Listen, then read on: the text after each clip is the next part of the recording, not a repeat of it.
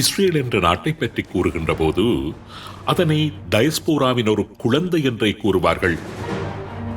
உலகம் முழுவதும் பல்வேறு நாடுகளில் சிதறி வாழ்ந்து வந்த யூதர்கள் தமது தனிப்பட்ட செயற்பாடுகளின் பலனாக பெற்ற ஒரு பெறுபேறுதான் இஸ்ரேல் என்ற யூத தேசம்.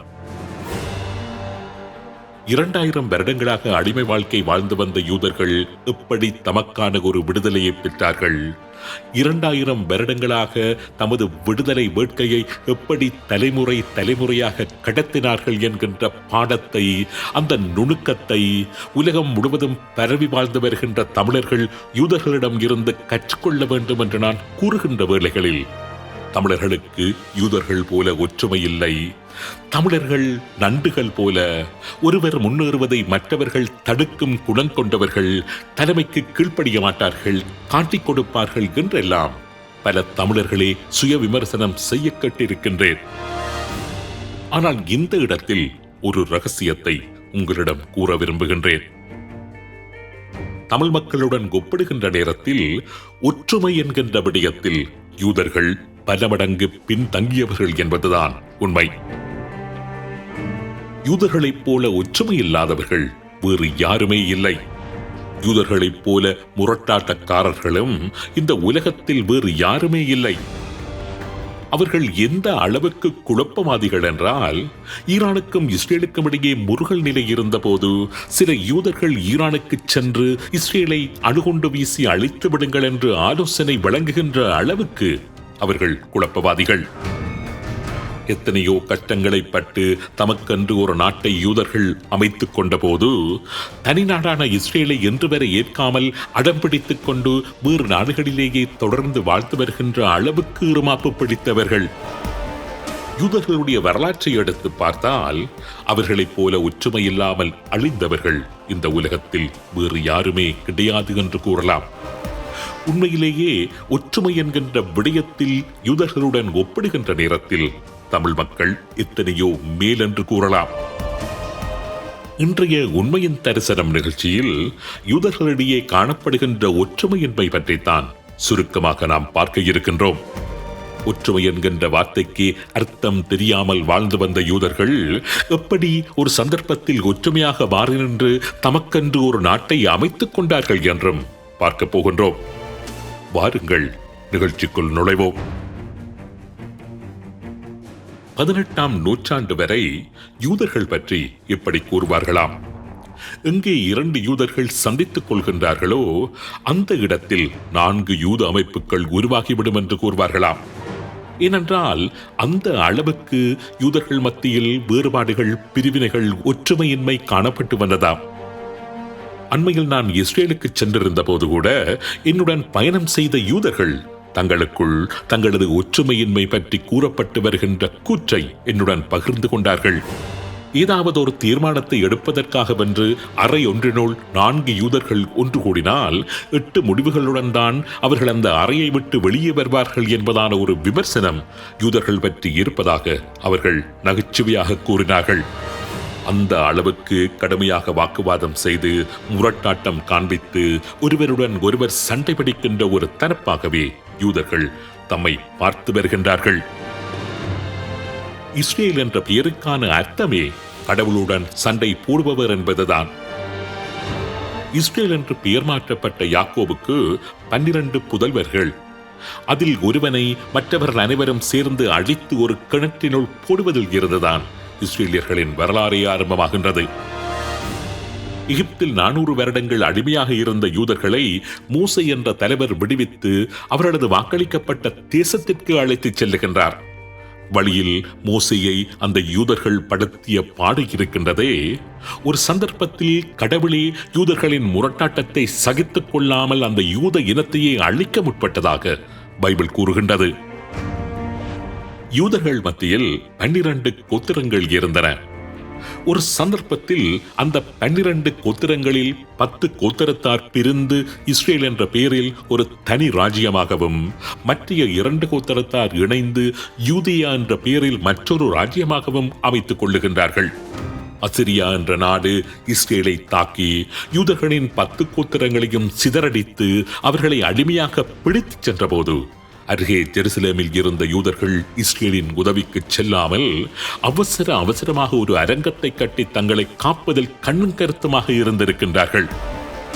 அசிரியர்களால் ஆக்கிரமிக்கப்பட்ட இஸ்ரேலின் 10 கோத்திரத்தார் தங்களது மதக்கடமைகளை சரியானபடி செய்யவில்லை என்று கூறி அவர்களை கிட்டத்தட்ட ஒரு தீண்டத்தகாதவர்களாகவே பார்த்து ஒதுக்கி வந்தார்கள் யூதர்கள். அந்த காலகட்டத்தில் இஸ்ரேலின் தலைநகராக இருந்த ஜெரிக்கோ, சமாரியா போன்ற பிரதேசங்களுக்கு செல்லுவதே ஒரு வகையிலான தீட்டு என்று எண்ணுகின்ற அளவுக்கு யூதர்கள் பேதம் பார்த்ததாக இயேசு வாழ்ந்த காலத்தில் மேற்கொள்ளப்பட்ட பதிவுகள் தெரிவிக்கின்றன. பரிசேயர்கள் என்றும் சதுசேயர்கள் என்றும் எசென்ஸ் என்றும் பிரிவுகள் செயற்பட்டு தமக்குள் முட்டி மோதிக் கொண்டிருந்தது பற்றியெல்லாம் வேதாகமத்தின் சுவிசேஷங்கள் மிகவும் விரிவாக கூறுகின்றன. கிறிஸ்துவுக்கு பின் 1626ஆம் ஆண்டு இடம்பெற்ற ஒரு சம்பவம் அந்த காலகட்டத்தில் யூதர்கள் எந்த அளவுக்கு ஒற்றுமையில்லாதவர்களாக இருந்தார்கள் என்பதற்கு ஒரு சான்று. அந்த காலகட்டம் என்பது ஐரோப்பாவில் கிறிஸ்தவர்கள் யூதர்களை வஞ்சம் தீர்த்துக் கொண்டிருந்த காலகட்டம். யூதர்களை கிறிஸ்தவர்கள் மனிதர்களாகவே மதிக்காமல் அவர்களை துன்புறுத்திக் கொண்டிருந்த நேரம். கிறிஸ்தவ நாடுகளுடன் ஒப்பிடுகின்ற நேரத்தில் இஸ்லாமியர்களின் ஒட்டோமான் பேரரசு யூதர்களுக்கு ஓரளவு பாதுகாப்பை வழங்கிக் கொண்டிருந்தது. போலந்து, லித்துவேனியா, உக்ரைனில் இருந்து ஆயிரக்கணக்கான யூதர்கள் புலம்பெயர்ந்து துருக்கியின் ஒட்டோமான் பேரரசின் கட்டுப்பாட்டில் இருந்த பிரதேசங்களுக்கு சென்று குடியேறிக் கொண்டிருந்தார்கள். அந்த காலகட்டத்தில் யூதர்களின் மெசியா, அதாவது யூதர்களை மீட்க வந்தவர் என்று தன்னை பிரகடனப்படுத்திக் கொண்டு ஒரு இளைஞர் காட்சிக்கு வருகின்றார். அவரின் பெயர் ஷபாத்தை ஜிவி. யூதர்களை பாதுகாக்க கடவுள் என்னை மீட்பராக தேர்ந்தெடுத்து அனுப்பியிருக்கின்றார் என்று அவர் மேற்கொண்ட பிரச்சாரம் பல்வேறு அல்லல்களுக்கு உள்ளாகி இங்கும் அங்குமாக அலைந்து தெரிந்து கொண்டிருந்த யூதர்களுக்கு மிகப்பெரிய நம்பிக்கையை ஏற்படுத்தி இருந்தது. ஏராளமான யூத இளைஞர்கள் ஷபாத்தை ஜிவியின் பின்னால் நம்பிக்கையுடன் திரள ஆரம்பித்தார்கள். யூதர்களின் விடுதலை நாள் நெருங்கிவிட்டதாக அவர்கள் உறுதியாக நம்பினார்கள். தன்னை ஒரு தேவதூதராக, மெசியாவாக அடையாளப்படுத்திக் கொண்டு இத்தாலி, துருக்கி, கிரேக்கம் போன்ற நாடுகளுக்கு பயணங்களை மேற்கொண்ட அவர் ஜெருசலேமுக்கும் சென்று அங்கு தங்கியிருந்த யூதர்கள் முன்பு மத பிரச்சார நடவடிக்கைகளில் ஈடுபட்டார். விரைவில் துருக்கிய பேரரசை வீழ்த்தி யூதர்களை ஜெருசலேமுக்கு அவர் அழைத்து வரப் போவதாகவும் கூற தலைப்பட்டார். கிறிஸ்துவுக்கு பின் 1666ஆம் ஆண்டு தான் ஒரு சிங்கத்தின் மீது ஏறி ஜெருசலேமுக்கு செல்வேன் என்றும் அப்பொழுது ஜெருசலேம் யூதர்களின் மண்ணாக இருக்கும் என்றும் அறிவித்தார். துருக்கிய சுல்தான் யூதர்களின் மத நம்பிக்கையில் பெரிதாக தலையிடவில்லை. ஆனால் ஷபாத்தை ஜிவிக்கு எதிராக நடவடிக்கை எடுக்க வேண்டும் என்று சுல்தானை உசுப்பேத்தினார்கள் சில யூத தலைவர்கள். சுல்தானுக்கு எதிராக ஷபாத்தை ஜிவி புரட்சி செய்வதாக அவர்கள் சுல்தானிடம் போட்டுக் கொடுக்க ஷபாத்தை ஜிவியை கைது செய்ய தனது வீரர்களை அனுப்பி வைத்தார் துருக்கிய சுல்தான். உடனடியாகவே இஸ்லாத்துக்கு மதம் மாறி மேமத் எபண்டி என்று தனது பெயரையும் மாற்றிக்கொண்டு தன்னை பின்பற்றிய அத்தனை யூத இளைஞர்களையும் கைவிட்டுவிட்டு தனது உயிரை காத்துக்கொண்டார். தன்னை மெசியா என்று அறிவித்து சுமார் 15 வருடங்களாக யூதர்கள் மத்தியில் வலம் வந்து கொண்டிருந்த ஷபாத்தை ஜிவி இன்று வரை யூதர்கள் மத்தியில் ஏராளமான பிளவுகள், ஏராளமான வேற்றுமைகள். அண்மையில் நான் ஜெருசலேமில் உள்ள புலம்பலின் சுவர் என்கின்ற யூதர்களின் புனிதமான மதிலுக்கு சில இஸ்ரேலிய நண்பர்களுடன் சென்றிருந்தேன். வித்தியாசமான ஆடைகள் அணிந்தபடி வந்த ஒரு தரப்பினரை பார்த்து அவர்கள் தங்களுக்குள் கோபமாக ஏதோ பேசிக் கொண்டிருந்தார்கள். இதற்காக அந்த நபர்களை பார்த்து கோபப்படுகின்றீர்கள் என்று அவர்களிடம் நான் கேட்டேன். இவர்கள் மத பழமைவாதிகள். 3000 வருடங்கள் பழமையான மத விடயங்களை இன்றைக்கும் அப்படியே கடைபிடித்து வருகின்ற அடிப்படைவாதிகள். இஸ்ரேலுக்கும் ஈரானுக்கும் இடையில் முருகல் உச்சத்தில் இருந்த நேரத்தில் ஈரானின் தலைமையை சந்தித்து இஸ்ரேல் மீது அணுகுண்டு வீசி இஸ்ரேலை அழித்து விடுங்கள் என்று இவர்கள் அங்கு ஆலோசனை வழங்கியதாகவும் ஈரான் அணுகுண்டை தயாரிப்பதற்கு தாம் உதவுவதாகவெல்லாம் கூறியிருந்ததாகவும் அந்த இஸ்ரேலிய நண்பர்கள் என்னிடம் கூறினார்கள். அவர்கள் ஏன் அப்படி செய்தார்கள் என்று ஆச்சரியத்துடன் கேள்வி எழுப்பினேன். இஸ்ரேல் அழிக்கப்பட்டால்தான் யூதர்களின் மெசியா மீண்டும் பூமிக்கு வருவார் என்று அவர்கள் உறுதியாக நம்புவதால் அப்படி அவர்கள் செய்ததாக கூறினார்கள். இஸ்ரேல் என்றொரு தேசத்தை இன்று வரை ஏற்றுக்கொள்ளாத எத்தனையோ யூதர்கள் இன்னமும் இருப்பதாக கூறப்படுகின்றது. இஸ்ரேல் சுதந்திரமடைந்து இன்று வரை ஒரு தடவை கூட இஸ்ரேல் மண்ணில் கால் பதிக்காது இருமாப்புடன் இருக்கும் யூதர்கள் ஆயிரக்கணக்கில் இருப்பதாகவும் கூறப்படுகின்றது.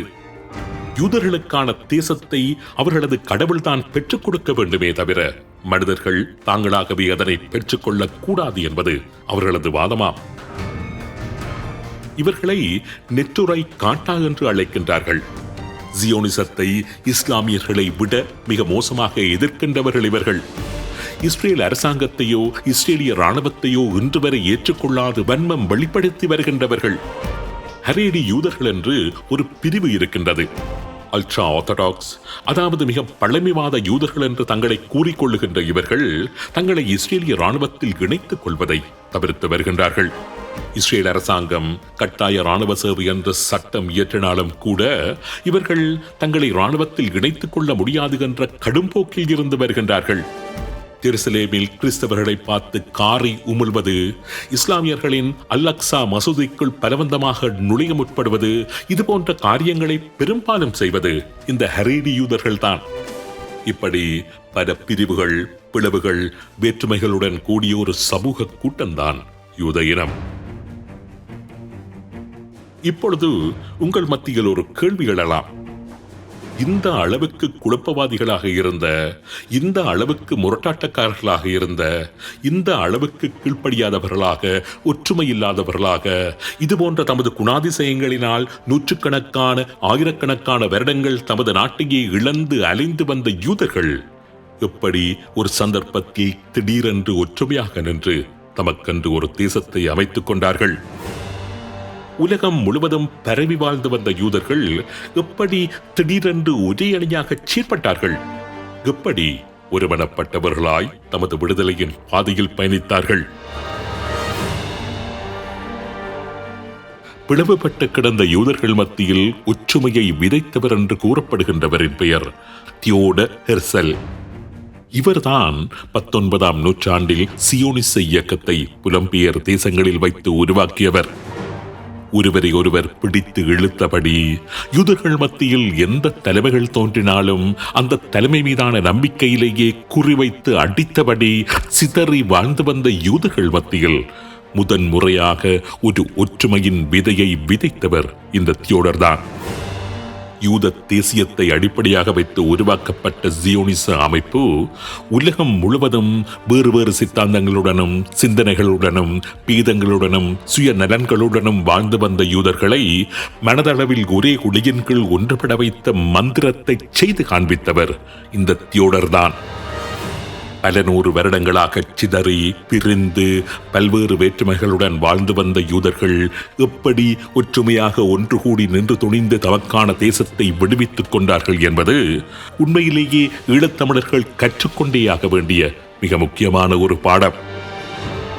தியோடர் உருவாக்கிய சியோனிச இயக்கம் எந்த அளவுக்கு யூதர்கள் மத்தியில் ஒற்றுமையை வளர்த்திருந்தது என்றால், முதலாம் உலக யுத்த காலத்தில் யூதர்கள் தங்களுக்கிடையே இரண்டாக பிரிந்து நின்று நேச நாடுகளுக்காகவும் போர் புரிந்தார்கள், ஜெர்மன் தரப்புக்காகவும் நின்று போர் புரிந்தார்கள்.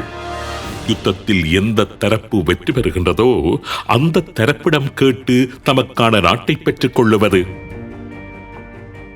முதலாம் உலக யுத்தத்தின் போது வைஸ்மன் என்ற பெயரையுடைய ஒரு சியோனிசவாதி பிரித்தானிய படைகளுக்கு செய்த உதவியின் நிமித்தம் பெறப்பட்ட ஒரு நாடுதான் இன்றைய இஸ்ரேல்.